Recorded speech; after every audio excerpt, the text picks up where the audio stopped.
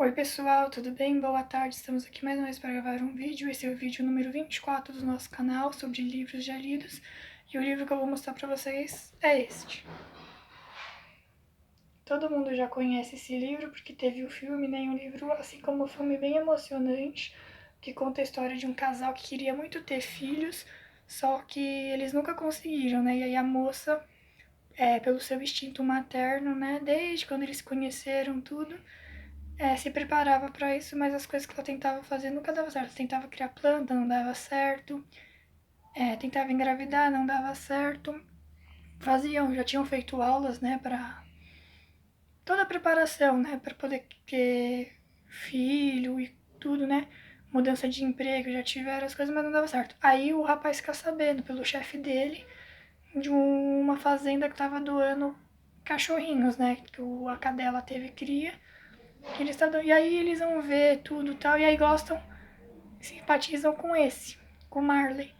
E aí a dona da fazenda até fala, né, que ele é o mais sapequinho lá, que ela iria até cobrar um valor mínimo por ele.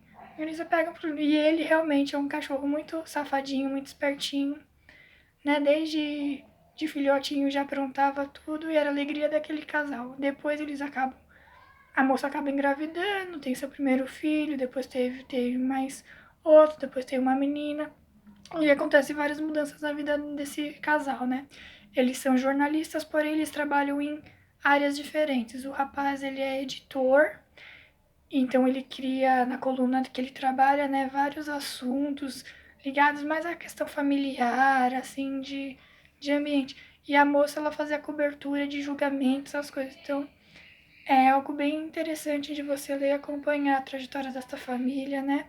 E ver que a história que o rapaz todo escreveu para a coluna dele, né? O que fazia mais sucesso, acaba virando a história do livro. Então vocês vão gostar bastante, vocês vão emocionar, vocês vão chorar, vocês vão rir, porque é um livro tanto muito bom, igual o filme, né? Então espero que vocês gostem. Leiam e depois digam pra gente, né, o que vocês acharam do livro, se gostaram, se não gostaram, né? Quem gostou, curte aí, comenta, compartilha no vídeo, aciona o sininho pra saber próximas novidades. Espero que vocês gostem. Tchau, tchau e até a próxima.